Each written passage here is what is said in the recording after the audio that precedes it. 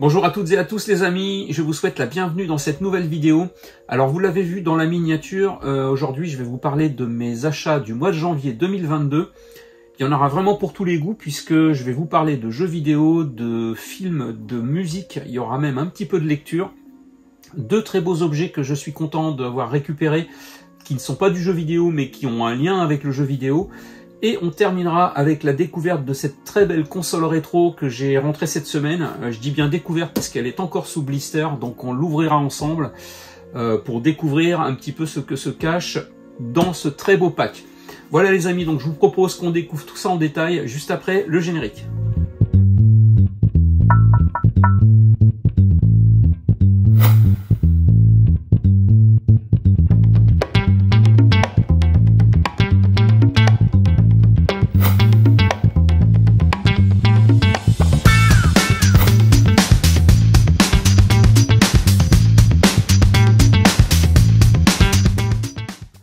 Voilà, donc avant de commencer, je voulais juste vous préciser que je comptais faire cette vidéo plutôt en fin de mois pour vous présenter tout simplement mes achats sur le mois complet.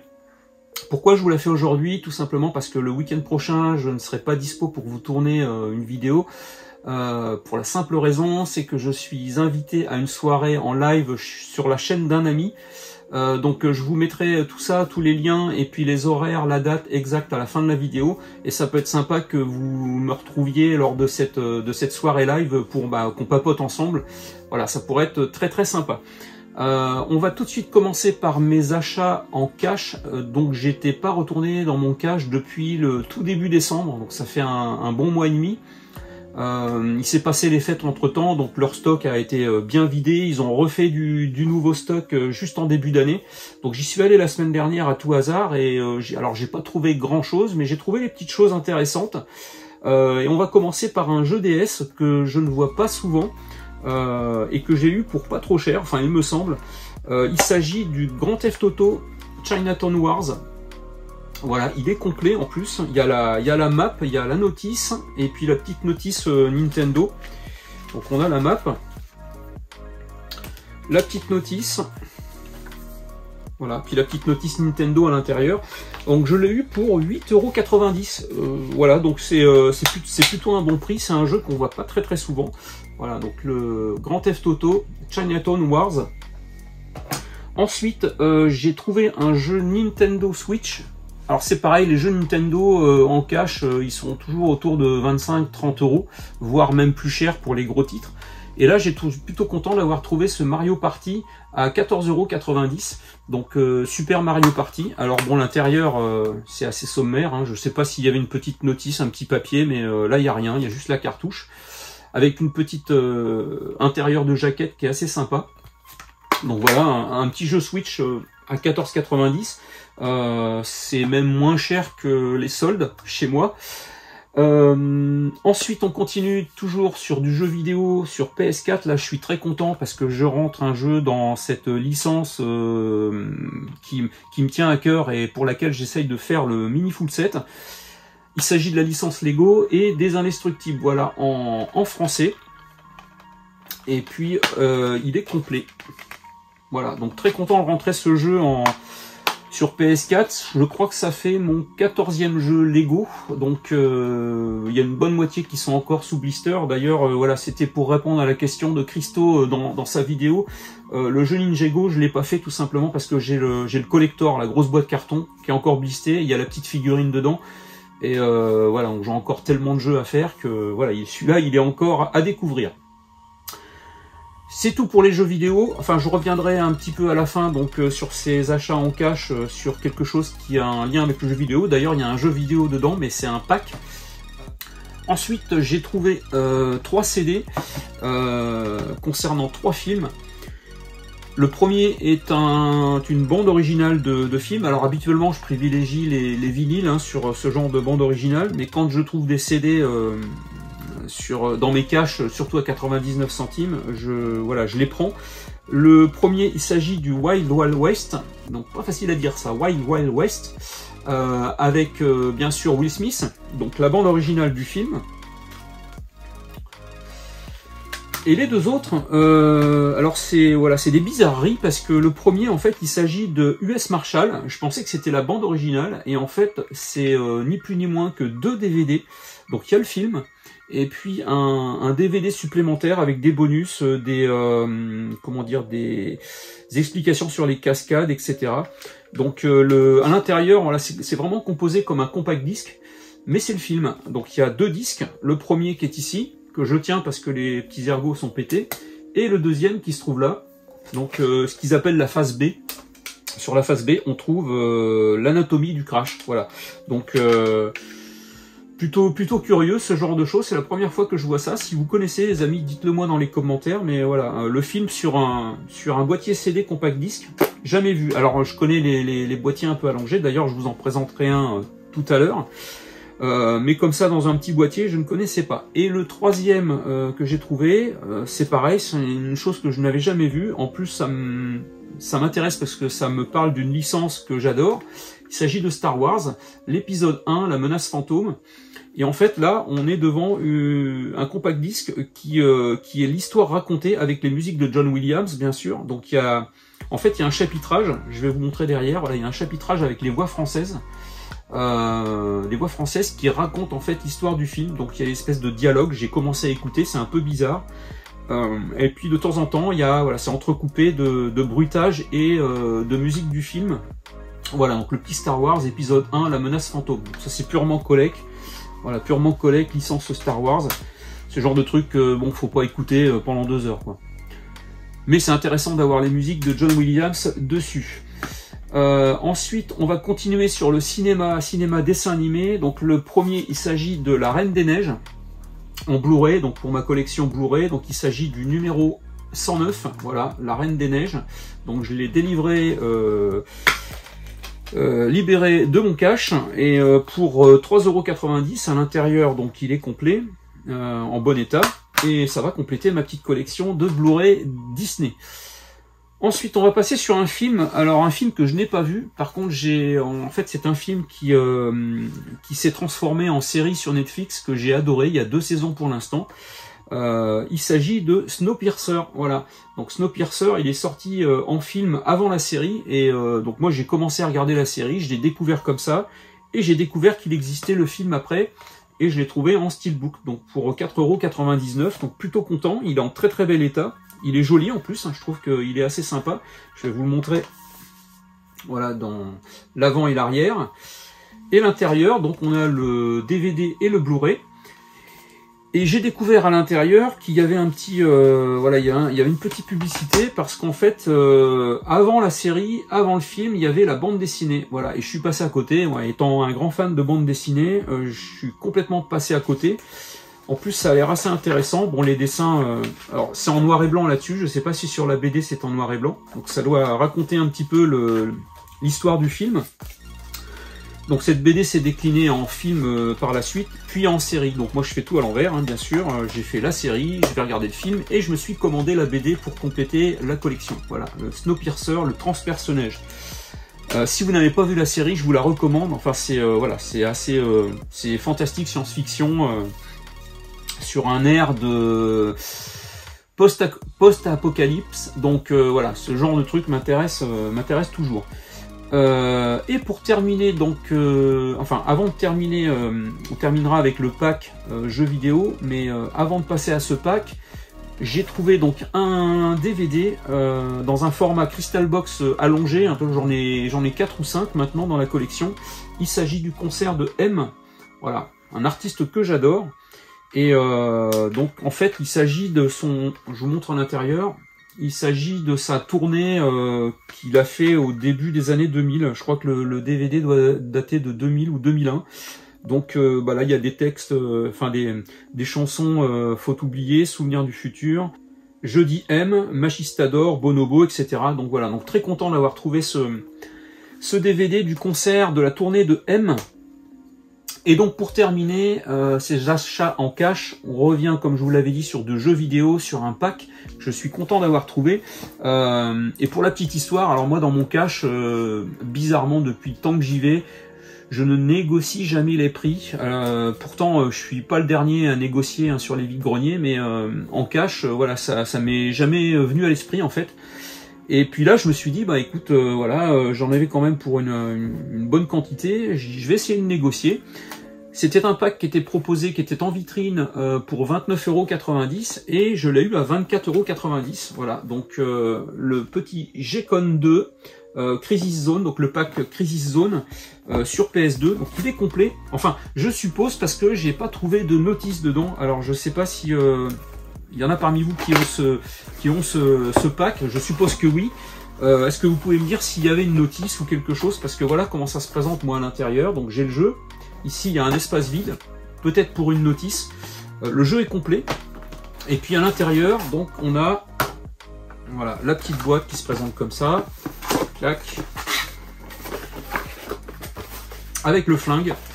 Voilà, qui se trouve ici en très très bel état. Voilà, pour donc 24,90 €. J'ai regardé un petit peu en arrivant à la maison la cote qu'il avait sur internet. Ouais, c'est des trucs qui se trouvent entre 50 et 100 € en fonction de l'état, etc. Seulement, je ne sais pas s'il est complet au niveau du pack. Est-ce qu'il y a une notice ou quoi? Est-ce qu'il y a un mode voilà, et donc à l'intérieur, il est bien complet avec la notice de la Crisis Zone et puis un petit catalogue Nemco. Voilà, c'est plutôt sympa. Donc voilà, donc très content d'avoir trouvé toutes ces belles choses dans mon cache. Ça m'a un petit peu compensé mes soldes désastreuses. Ensuite, donc, on va parler de lecture. Voilà, je vais vous parler un petit peu de lecture en introduction. On y arrive. Donc, il s'agit d'un bouquin que j'ai trouvé sur un site. J'ai bouffé le nom. Enfin, je vous retrouverai le site et je vous mettrai l'adresse du site dans la description.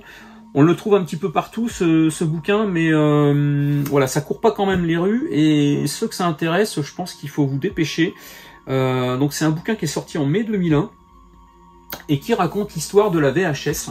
Donc quand on est intéressé collectionneur de VHS comme je le suis, voilà, ce bouquin est une mine d'or. Donc ça raconte un petit peu l'histoire de la VHS au travers d'interviews.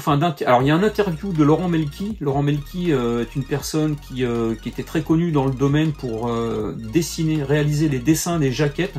Des jaquettes très connues, hein. Je vais essayer de vous en montrer une comme ça à la volée. Notamment tous les films de Belmondo. Ben voilà, d'ailleurs, voilà, le corps de mon ennemi. Voilà, ce style de dessin sur les cassettes. Là, on est sur de la cassette film à film. Ces dessins-là étaient réalisés par Laurent Melki. Donc, il y a un interview là sur lui qui est très très intéressant. Et puis sinon, il y a le détail de 40 éditeurs qui expliquent un petit peu voilà comment ça fonctionnait à l'époque. Donc si vous êtes nostalgique de cet objet, la VHS, de l'époque des vidéoclubs, etc., si vous avez connu cette époque, vous êtes forcément nostalgique de ça. Voilà, donc super content. C'est un bouquin qui fait 192 pages. Il est affiché à 30 €, je crois que je l'ai eu pour un peu moins cher que ça. Mais voilà, c'est un très très beau bouquin pour la collection et pour se renseigner et puiser des connaissances sur la VHS. Voilà pour la lecture, on va revenir à du jeu vidéo, donc on va passer là sur mon full set PSP, puisque j'ai rentré 6 jeux et 2, c'est pas des jeux, vous allez voir, c'est des trucs complètement improbables. On va commencer par ça d'ailleurs. Donc il s'agit de trucs que j'ai découvert, il y en a plusieurs, moi j'ai réussi à en choper 2, mais il y en a toute une ribambelle. Il s'agit en fait ce qu'ils appellent de passeport pour des capitales. Donc là j'ai le Londres, donc celui-là il est sous blister, donc je vous l'ouvrirai pas, je vais le laisser sous blister. Mais il faut savoir que ce type d'application, on peut pas appeler ça un jeu, hein, c'est une application. Vous permettez en fait quand vous le mettiez dans votre PSP en voyage d'avoir un petit peu le Google Maps de l'époque associé au TripAdvisor, puisque ça donnait les bonnes adresses, etc. On découvrait la ville. Voilà, donc il fallait avoir sa PSP dans la poche. C'est pareil, pour emmener ça il fallait la petite valisette, mais bon c'est pas grave, on pouvait voyager en toute sécurité. En plus avec l'application que je vous avais présentée dans une de mes vidéos qui s'appelle Talkman. Je l'ai essayé, alors c'est pas simple, hein, parce que avant de traduire quelque chose, en fait vous parlez dans un micro en français, vous choisissez la langue et il y a la traduction de ce que vous dites dans la langue choisie. Bon, faut défiler dans les menus, etc. Bon, c'est beaucoup plus simple maintenant avec un smartphone. Mais à l'époque, il y avait ce genre de petit truc. Voilà, le passeport pour Londres. Le deuxième, c'est le passeport pour Prague. Voilà, donc à l'intérieur, ça se présente comme ça. Celui-là, je vous l'ouvre parce qu'il était déblisté. Donc on a l'UMD et puis une petite notice. Et puis derrière, il y a un petit, voilà, il y a un petit fascicule en forme de PSP, voilà, qui s'appelle passeport. Avec, on mettait son adresse, etc. Donc je suppose que si on perdait la boîte, on pouvait la faire récupérer par ce petit fascicule. Voilà, donc deux passeports, c'est des petits trucs un petit peu improbables, mais qui rentrent dans la collection PSP. Ensuite, on va passer sur du jeu. Donc là, je suis très content parce que dans la série que je vais vous montrer, il y en a 3-4 qui sont sous blister. Le premier, il s'agit de l'Enfust de 3. Voilà, donc un jeu d'aventure sur thème de la bande dessinée, une bande dessinée que j'adore avec voilà, un petit peu fantasy. Et puis là, c'est marrant parce que derrière, en fait, il y avait encore le prix qu'on pouvait le trouver à la Fnac, 6,99 €, certainement en fin de vie de la PSP, lors de soldes, etc. Je pense que voilà, parce qu'à ce prix-là, 6,99 € en neuf, c'est plutôt improbable. Moi, je les ai payés 2 € pièce, voilà, dans un lot, hein, c'était un énorme lot. Donc je vous en propose un petit peu comme ça à chaque vidéo. Voilà, donc très content. Un jeu Atari. Voilà, un jeu Atari. L'Enfust de 3. Donc très content de rentrer ça dans la collection. Le suivant, il s'agit de la Légende du Dragon. Voilà, un jeu de combat. Donc pareil, il est sous blister, donc je peux pas vous montrer l'intérieur, mais il est complet, hein, forcément. Le troisième, qui est toujours sous blister, il s'agit du Zendoku. Donc une sorte de puzzle game sur base de Sudoku. Voilà, donc alors ils sont tous en français, donc ça c'est bien. Mais voilà, donc très content de rentrer ça. J'y jouerai pas, hein, de toute façon, ou alors j'essaierai de me le trouver en loose pour y jouer, mais là je vais le laisser sous blister. Le quatrième, il s'agit du World Snooker Challenge 2007, voilà, pareil, qui est sous blister. Donc là, comme son nom l'indique, c'est un jeu de billard, un jeu de snooker, donc également sous blister. Le cinquième, alors lui, il est déblisté, il s'agit du Seven Wonders of Ancient Worlds, donc sur les 7 merveilles du monde. Voilà, donc c'est un puzzle game, hein, qui permet de voyager dans le monde antique, dans les civilisations antiques, hein, et bâtisser les 7 merveilles du monde. Voilà, donc complet. Et le petit dernier, donc il s'agit pas de Mission Impossible, mais de Impossible Mission. Voilà, donc un jeu de réflexion, stratégie. A priori, c'est un jeu chronométré, donc je crois qu'on a que 6 heures pour découvrir tous les indices qui permettent de résoudre l'énigme. Donc voilà, ça peut être marrant de faire ça. Il est complet également, et ça clôture donc cette sélection de jeux PSP pour le full set. Voilà les amis, alors on va continuer avec les deux beaux objets dont je vous ai parlé en tout début de vidéo. Il s'agit de steelbook, des steelbooks que j'ai découvert tout à fait par hasard sur la page Instagram d'une personne qui propose ce genre de produit pour des jeux vidéo, que ça soit en officiel ou en custom. Moi je lui en ai pris plusieurs, j'ai choisi de vous en montrer deux aujourd'hui, donc que je lui ai pris en custom, puisque je pense qu'il n'existe pas en version officielle. Souvent les versions officielles on les trouve dans les collectors, alors c'est aussi l'avantage de ce qu'il propose, c'est que quand on n'a pas pu avoir le collector, on peut récupérer le steelbook via son compte Instagram. Je vous mettrai l'adresse de son compte dans la description. Et donc en fait le truc c'est que j'ai voulu me prendre des steelbooks correspondant à des jeux vidéo que j'avais terminé l'année dernière ou cette année, et que j'avais apprécié. Donc le premier, il s'agit du Kena, voilà, Kena Bridge of Spirit, que j'ai terminé pas plus tard que la semaine dernière. Un super jeu, franchement, avec un gameplay formidable. Enfin, moi j'ai adoré. Donc le steelbook, il est tout à fait classique, mais à l'intérieur on a la représentation d'un petit rot avec ses gros yeux. Et sur l'extérieur, sur l'avant et l'arrière, on a Kena en train de méditer. donc de face et de dos. Voilà, donc un très très beau steelbook. Ils sont un petit peu plus épais que les steelbooks officiels, mais ils rentrent très bien dans les protections Crystal Box que j'ai pour ce genre de produit. Donc voilà, très content de rentrer ce Kena Bridge of Spirit. Et le deuxième, il s'agit d'un jeu que j'ai terminé l'année dernière, que j'ai beaucoup aimé, un jeu qui est très rapide, hein, je l'ai fait en même pas une semaine. Il s'agit du Alan Wake Remaster, voilà, pour PS5. Alors pour PS5 ou PS4, hein, de toute façon il n'y a pas de notification de console dessus, donc ça peut très bien aller pour les deux consoles. À l'intérieur, on a la représentation donc de Alan Wake et puis un morceau de grange et de pré, voilà, donc c'est assez sombre. Et puis donc sur l'extérieur, on a Alan Wake Remastered avec Alan Wake et sa torche sur le dos du steelbook. Donc voilà, très très content de rentrer ces deux produits-là. Donc je vous répète le nom de sa page Instagram qui s'appelle Only Steelbook No Game. Donc comme son nom l'indique, ce sont que des steelbooks qui sont vendus vides, sans jeu, mais qui permettent voilà, de mettre les jeux que l'on a en boîte classique dans ces belles présentations. Et en plus, ce qui ne gâche rien, il nous met des petits porte-clés dans ces petits colis. Donc je l'en ai déjà pris plusieurs que je vous présenterai dans d'autres vidéos. N'hésitez pas à checker sa page. Il propose plein de choses autour de grosses licences de jeux vidéo. Il est très sympathique, il est très abordable. Et alors moi je l'ai contacté par Instagram. Je sais pas s'il a un compte, c'est un compte Facebook ou une page, un site, etc. Moi je l'ai contacté par là, ça marche très bien. Après les paiements se font par PayPal. Enfin bon, il fait des prix dégressifs en fonction du nombre de steelbooks qu'on prend. Donc c'est très très intéressant. Voilà, pour les personnes qui adorent comme moi, qui adorent ce style de produit. Et maintenant, nous allons terminer avec la présentation je vous en parlais en tout début, d'une nouvelle console rétro que je rentre dans la collection. Donc je pense que voilà, ça va peut-être me redonner goût et donner envie de découvrir un peu plus de rétro grâce à cette console. C'est une console qui est sortie, qui est toute neuve, hein, qui est sortie en fin d'année 2021. Elle est enfin arrivée puisque je l'avais précommandée le 25 décembre, le jour de Noël. Elle était normalement prévue en sortie, je crois, pour le 29 décembre. Et je l'attendais. Je pense qu'elle était perdue sur un cargo ou dans un camion.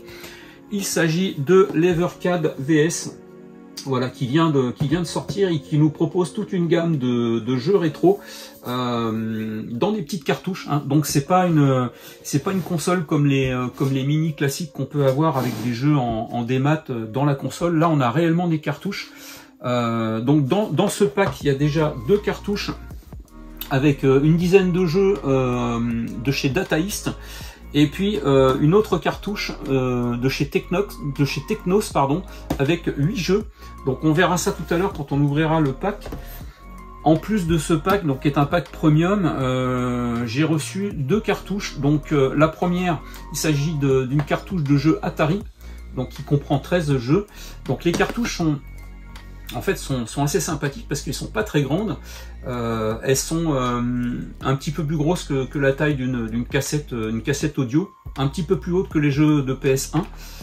Et puis à l'intérieur, ça se présente comme ça. Voilà, donc on a la cartouche ici qui est clipsée, la petite notice, qui est très sympa, la petite notice. J'en ai feuilleté quelques-unes. On a des extraits des morceaux de screen de jeu.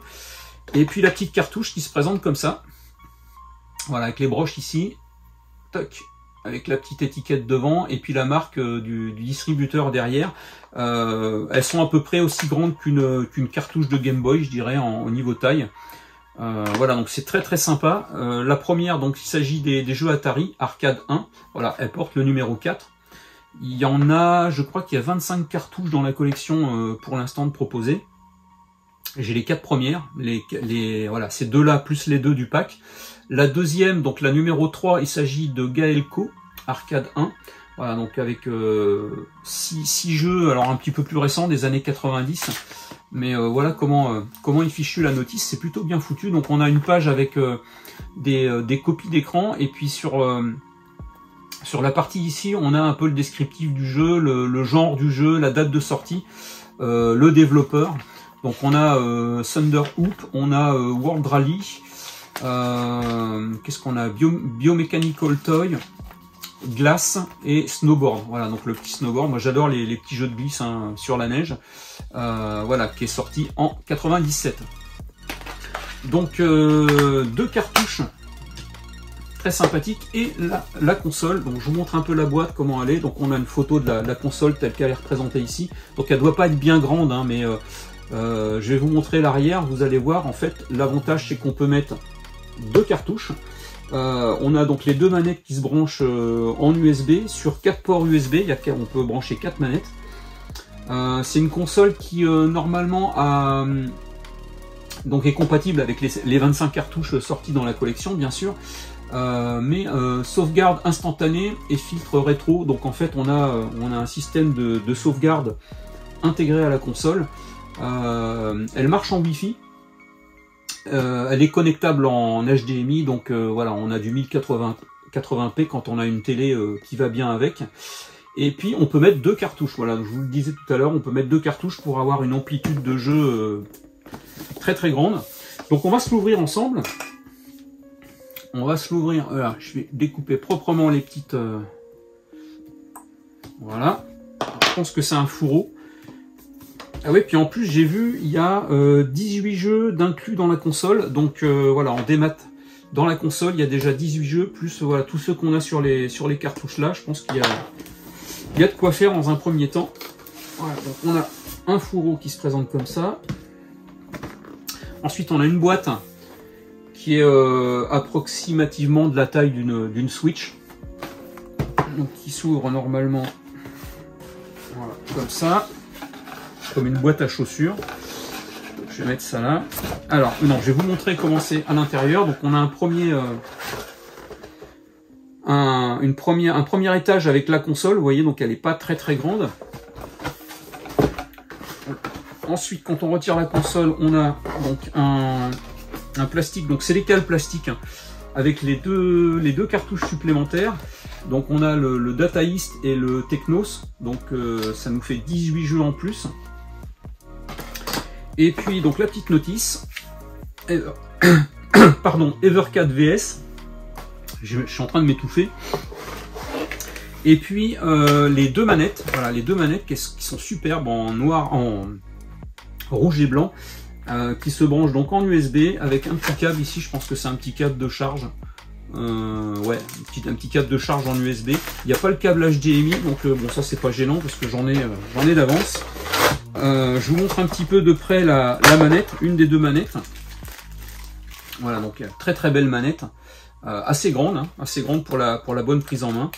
Voilà, avec une touche directionnelle haut, bas, gauche, droite, une touche Start, une touche Select, et puis les touches X, Y, A, B sur le côté droit de la manette. Voilà.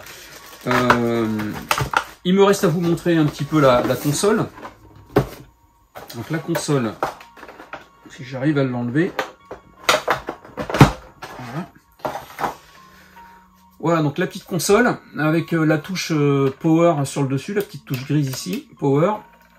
Une petite trappe, je suppose que ça s'ouvre comme ça, voilà, dans lequel on peut clipser nos 2 cartouches, ou une seule cartouche, hein, mais le fait de mettre 2 cartouches, ben, on a un panel de jeu très très grand. Les 4 ports USB sur le devant pour les manettes. Et puis derrière, on a le port HDMI avec le petit port pour la charge. Voilà, donc elle n'est pas très grande, mais j'ai hâte de la brancher pour voir ce que ça donne et me tester quelques jeux. Alors j'ai cru voir dans le jeu, dans la cartouche Atari, qu'il y avait un jeu de Pong. Hein, là-dedans, il n'y a que des jeux des années 70, tout début 80. Je crois que maximum ça va en 81. Donc il y a un jeu de Pong, le truc classique sur une télé HD. Je sais pas ce que ça peut donner, mais bon voilà, on va tester ça. Et puis bah je vous donnerai un retour de mon ressenti de cette console, soit dans une prochaine vidéo, soit dans mon espace communauté, puisque maintenant j'ai un espace communauté. Voilà les amis, donc avant de terminer cette vidéo, comme je vous le disais en introduction, je serai vendredi prochain invité donc dans l'émission d'Akira. Donc ça se passera le vendredi 28 à 21h pour une émission en live avec lui. Si ça vous intéresse, si le cœur vous en dit, je vous invite à nous rejoindre lors de ce live. de participer dans le chat si vous avez des questions à me poser, etc. ou papoter tout simplement autour des collections. Vous serez les bienvenus. Donc je vous mets juste l'adresse de la chaîne d'Akira dans ma description. Voilà, si vous voulez le rejoindre, n'hésitez pas. Et donc je pense qu'on passera une excellente soirée. Ça sera donc vendredi 28 à 21 h. Voilà les amis, cette vidéo est terminée. Bah écoutez, si vous avez apprécié ces petites images, laissez-moi un pouce bleu, vos commentaires, abonnez-vous, la petite cloche, vous connaissez le principe. Sur ce, je vous souhaite une bonne journée, une bonne soirée, je vous fais plein de gros bisous et je vous dis à très vite. Ciao!